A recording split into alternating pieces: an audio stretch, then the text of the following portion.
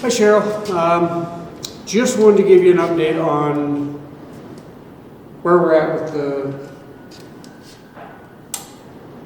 LeSharo engine project. Well,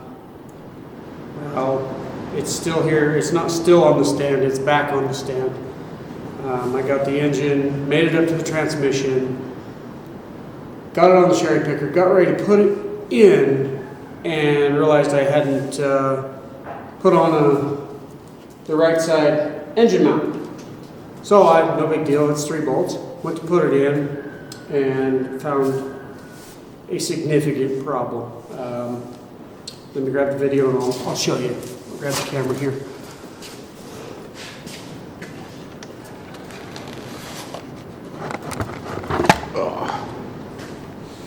All right, let's see. I can't even see this. Boy, it's dark. I guess let me get some light real quick. Put the light behind us. Well, that looks better. At least a little better. Where are we at? So, if you look, you'll see this engine mount. My finger goes underneath here, right here. So there's supposed to be a bolt go right through here into this stud on the block, as well as, get out of the light, this one right here. I can't quite get my finger under there, but you can see the bolt goes in right there. Well, the block, that stud on that block, is supposed to look like, here's your old one, and you can't see anything. All right, let me grab some more light. Sorry for jumbling the camera around here. But you can see, maybe, if I do this right, or not, we can just look at the light of it. Let's try this. Okay, so you can see how much longer this stud is and this stud is. I mean, goes to my, see if I can, second knuckle, just for a reference. Well, these were cut off by a prior, whoever had the engine before LKQ engines got it. So I can't come in here and drill it any deeper or I'll be inside the crankcase. So somebody has trimmed these off for clearance at some point. And for 2 weeks, I have fought with the engine company saying, you know, you guys, you sent me an engine that I can't put the motor mount on, and they're like, oh, well, just send it to a machine shop to fix it. Well, if you want to,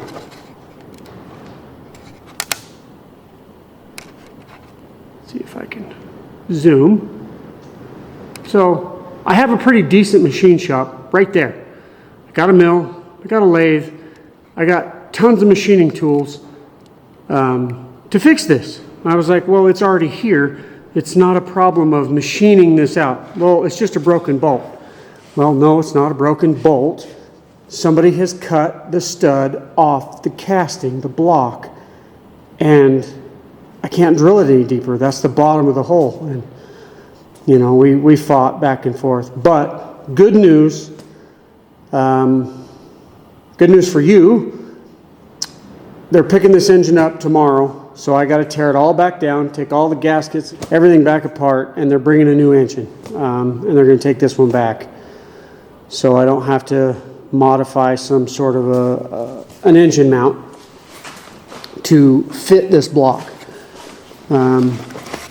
So I just wanted to kind of keep you updated. Like I said, I've been fighting with them, and I didn't want to call you and tell you as soon as I get the bad news, because then you're like, oh no, and then you're gonna worry every single day that it wasn't getting taken care of or wanting to know what the news is. So I figured I would just wait until I got it taken care of, which I did. So it's just a matter of swapping this engine out with a new one, and I will put it all back together, and we can move forward with this part of the process. So yeah, just wanted to kind of give you an update of why this thing's back on the engine stand and not in your motorhome, right now. So I'm going to start tearing this apart today and have it ready and back in the box tomorrow for them to pick up. I hope they drop the new engine off tomorrow as well. So just want to give you a quick update. That's why we're still kind of at a standstill. So as soon as I get the engine, which I think is tomorrow,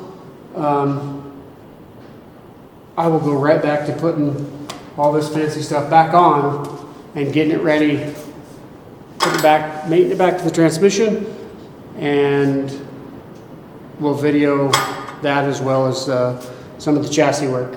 So, quick update. Once again, I'm sorry.